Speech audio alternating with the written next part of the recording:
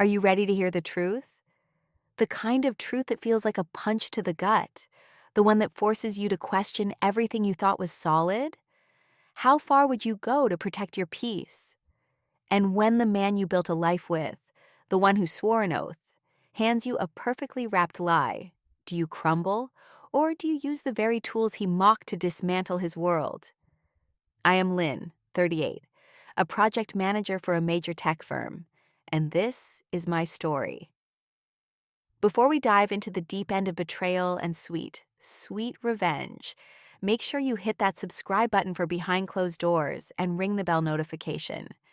You won't want to miss a single chapter of how a simple business trip turned into my personal declaration of independence. This is my husband Mark, a sharp-suited executive with a perpetually confident smirk. Kissed me goodbye on a Tuesday morning. 4 days, babe, he purred, adjusting his tie. Miami, big pitch, don't wait up. The air felt normal. The coffee smelled the same. But 24 hours later, the normal cracked. I knew he wasn't in Miami. I knew it because I am the architect of our digital fortress. I am the one who wired every single room of our impeccably modern glass and steel home. Nest thermostats, Ring cameras, Alexa hubs in every corner. Mark used to joke that I was obsessed with the technical minutiae, the little details that kept our sprawling life running smoothly. He had no idea those little details were about to become his personal prison. My mind started working, not with hysteria, but with cold, clean logic, like the best code I'd ever written. The first glitch, an alert popped up on my phone, a notification for a delivery, a bottle of $500 Cabernet Franc, and a ridiculously expensive watch from a boutique he swore he'd never enter. The delivery address? Not Miami. It was a luxury apartment downtown that Mark claimed belonged to a colleague with very specific and expensive tastes, I thought, pulling up the credit card statement. The stark numbers, a silent accusation. My heart didn't shatter, it hardened, becoming a weapon. This wasn't just a lie. This was a blueprint for a double life, paid for, I realized with a sudden chilling certainty, with a shared account. I leaned back against the cool marble of our kitchen island, the silence of the house suddenly deafening. You think I'm just the tech-obsessed wife, Mark? I smiled, a very cold, very dangerous smile. You just handed me the keys to the entire operation. The metallic taste of certainty was stronger than any coffee. Mark's mocking tone echoed in my head. Always stuck on the details, Lynn. He had no idea how deeply I was about to dive into those details. I headed straight for my command center, my home office, ironically, the room he rarely entered, considering his high-powered job. I bypassed the user-friendly apps and went directly to the back-end activity logs of the main smart home hub. This was the raw data, the stuff average users never look at. My fingers flew across the keyboard, a familiar dance of code and commands. The first sign was chillingly simple, the nest temperature log. Mark was supposed to be 1,500 miles away, but the log showed the master bedroom temperature was deliberately lowered to 68 degrees at 11:30 p.m. on the night he supposedly flew out. Mark is an inferno sleeper. He requires 68 degrees. I sleep at 74. If I had been there, the log would have shown 74. He stayed the night. The air in my lungs froze. He didn't just lie about Miami. He lied about the moment he left. Then came the lights. The log showed the study's overhead recessed lights, and the kitchen island pendants were briefly turned on at 2:17 a.m. Mark is meticulous about energy saving. He never leaves a light on. But the logs confirmed it. 2 precise, coordinated flickers, as if someone had fumbled for the light switch while making a midnight snack run. This wasn't Mark's pattern. This was someone else's. A subtle, almost unnoticeable human error. I leaned in, feeling a surge of competence, a grim satisfaction. He thought he was smooth. He thought his lie was airtight. He forgot I was the one who built the safe, and I knew every single flaw in its steel. The phone rang, jolting me back to the present. It was Mark, ID showing Miami Hotel. His voice was muffled, laced with fake fatigue. Babe, the flight was hell, and this hotel lighting system is ancient. Can't even figure out how to dim the bedroom lamp. I picked up, my voice perfectly level, radiating concern. Oh, that's terrible, Mark. Maybe you just need to reset the system. You know how those things get glitchy. Try turning the main switch off and on again, really quickly. I paused, letting the silence hang. Are you absolutely sure you're comfortable there? Totally fine, just tired. I'll call you tomorrow. Love you. The click of the phone was like a physical blow, a reminder of the performance he was giving. He had no idea my subtle advice about resetting the lights was a veiled test, an absolute confirmation that he was lying, because my system logs would now record that specific activity. He was playing checkers. I was playing chess. I moved to the final piece of evidence, the Ring doorbell camera cloud storage. I had configured it to only record when a familiar face wasn't present, and to never record Mark's routine entries and exits. But I could pull the full raw data stream. I fast-forwarded the video from the day he flew out. It didn't show Mark leaving, but it did show a sedan pulling up late that afternoon. The passenger door opened, and a woman stepped out, struggling with a small branded suitcase and a designer garment bag. My blood ran cold, but my vision was clear. It wasn't a random stranger. It was Chloe, one of the junior analysts on Mark's executive team. The woman he consistently referred to as competent but rather irritating. This wasn't just an affair. It was an office scandal waiting to explode. The sight of Chloe, the irritatingly competent junior analyst, casually strolling into my house, holding the luggage I instantly recognized as the latest luxury travel set, was the final pin dropping in the quiet of my fury. The betrayal wasn't just physical. It was a brazen violation of my space, my effort, my mind. But the tech data confirmed the affair. It didn't fully explain the downtown apartment, the expensive watch, or the $500 wine. I needed the deeper dive, the one Mark thought was protected by layers of executive privilege. I knew he used the shared home computer for some work files, relying on the classic, arrogant belief that I only knew how to turn it on, not how to undo it. I installed my own forensic recovery tool years ago, a little piece of code I called Curiosity. When I first realized Mark was getting suspiciously cagey about his phone, it was meant to be a safety net, never a fishing spear. Until now. I ran the software on the shared drive, bypassing his secure work folder. That's when I found it, a hidden encrypted directory named Project Titan. Not a project name, but a thinly veiled cover. Inside were the emails. The exchange between Mark and Chloe wasn't just flirtatious, it was transactional. They weren't just discussing their tryst, they were discussing the expense reports. Mark wasn't just cheating, he was committing corporate fraud. The colleague's apartment downtown? It was leased under a shell company Mark created, listing it as a satellite operations hub.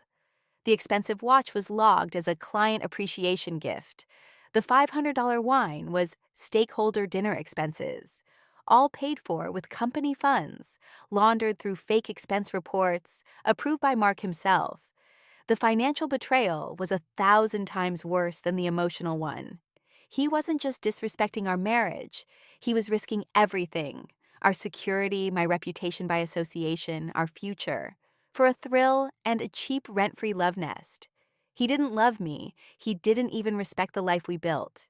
He saw me and everything we owned as disposable. The initial white-hot shame of being cheated on instantly vaporized, replaced by a glacier of cold, strategic rage. I didn't cry. I didn't scream. I just felt a terrifying sense of clarity. Confrontation was useless. Mark would deny, gaslight, and try to make me look like the paranoid, tech-obsessed wife.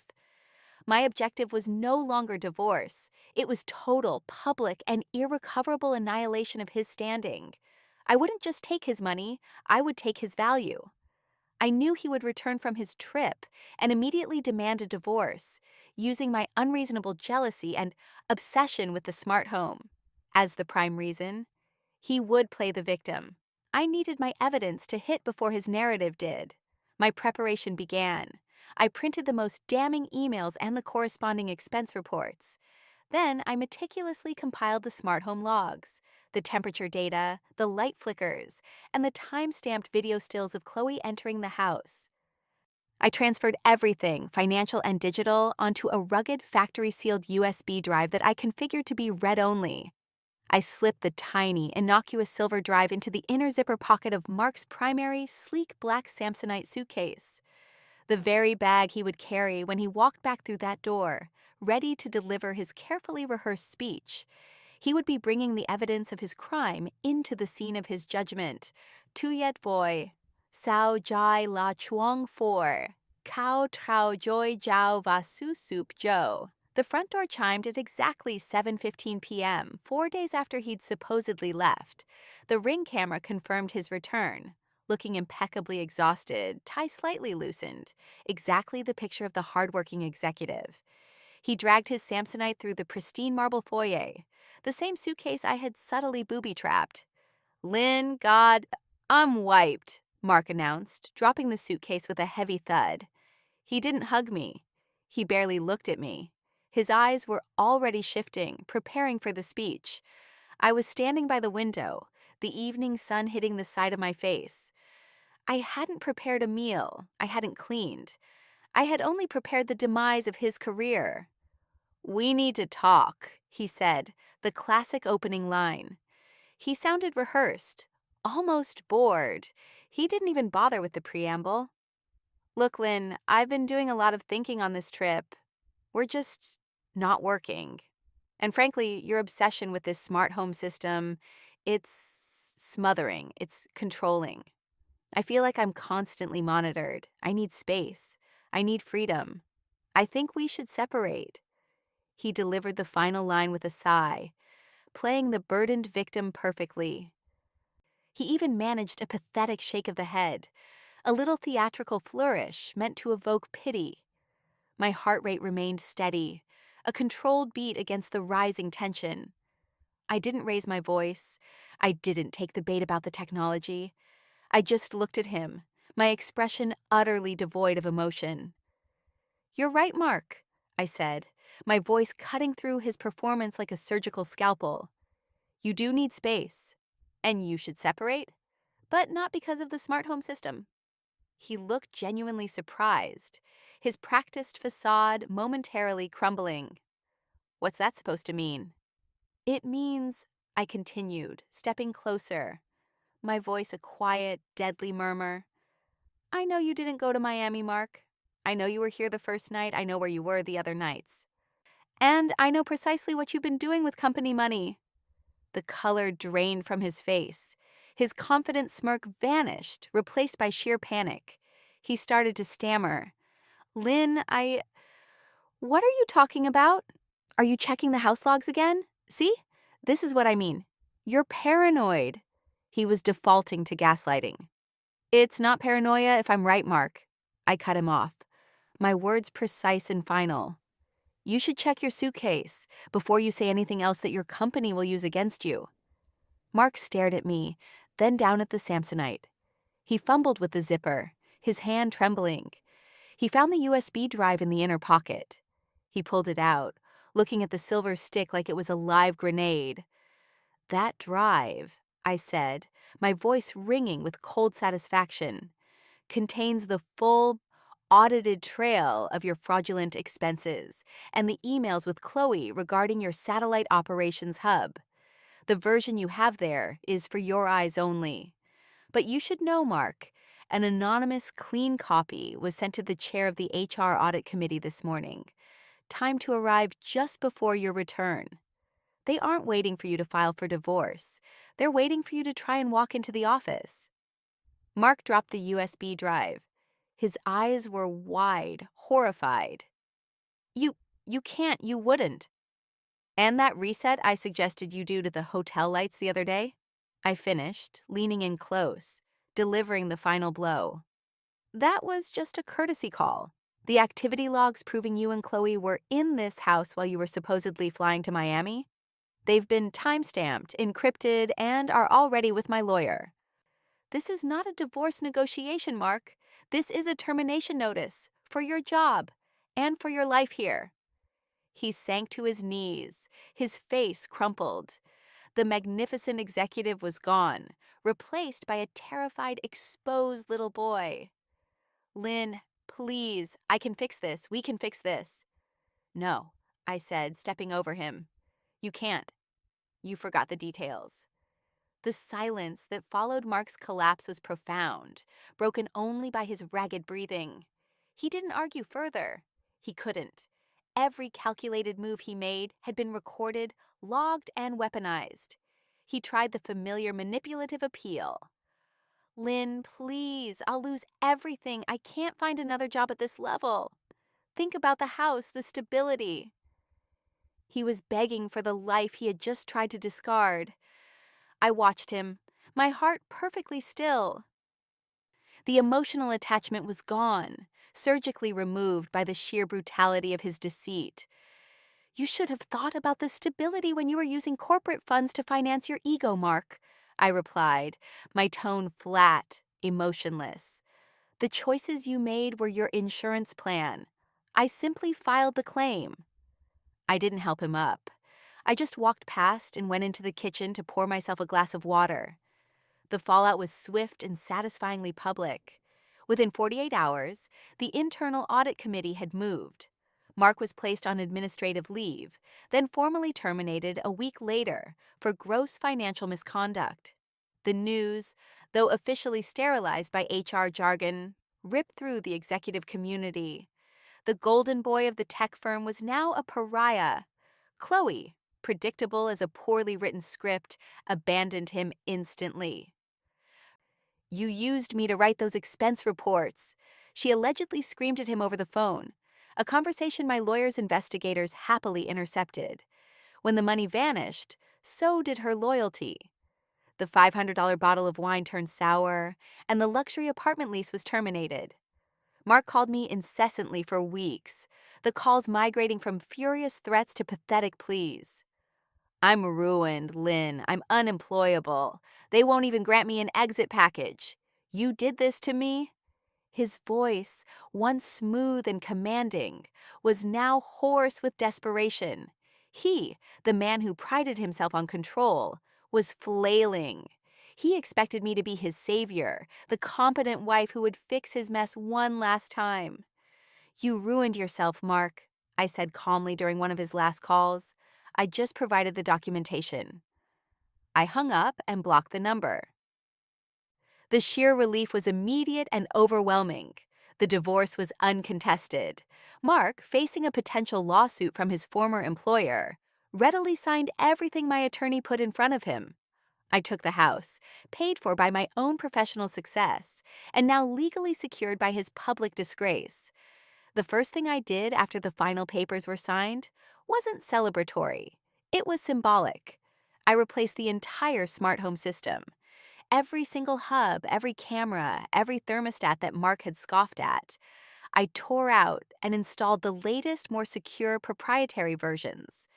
The new system was purely my own design, configured only to my voice, my schedule, my security. I sat in the living room, setting the final configurations for the new perimeter cameras. The house, once a fortress of shared life, and now a crime scene of betrayal, finally felt like mine. I looked out the floor-to-ceiling windows at the city lights. I was back at my job, promoted to lead a major new project. I was in control of my technology, my finances, and my narrative. The control he feared wasn't an obsession. It was my shield. It was my freedom. Tuyet voi chung ta se tiep tuk voi chuong six, ket luan va loi keo goi han jong koi kung. The house is quiet now. Months have passed since Mark's exit. Not a painful goodbye, but a clean excision. I walk through these meticulously smart, technologically advanced rooms, and I no longer feel the phantom presence of his deceit. I feel the weight of my own competence. I often think about that first notification, the one about the $500 wine delivery to an address I didn't recognize. Most people would have ignored it or simply asked Mark about it, letting him spin the lie.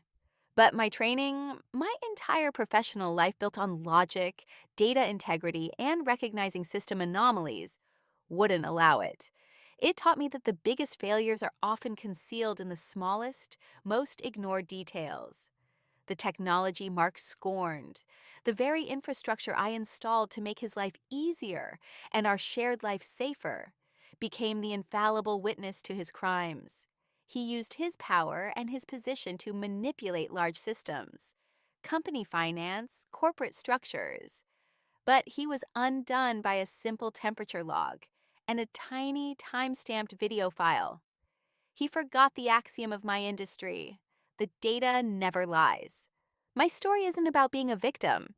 It's about being a problem solver. It's about taking the humiliation you're handed and forging it into a weapon of self-preservation. Don't ever let anyone, especially a condescending spouse, convince you that your skills, your attention to detail, or your so-called obsessions are flaws. They are your armor. They are your intelligence. If you have the ability to track the details, use that power to protect your interests. If you have the capacity to build the system, you have the absolute right to control who stays in it and who is locked out. Mark learned a brutal lesson. Never underestimate the woman who designs the network. Sometimes, the technology a woman uses to run her household is the exact same tool she uses to dismantle a betrayal. And that, my friends, is the end of this chapter.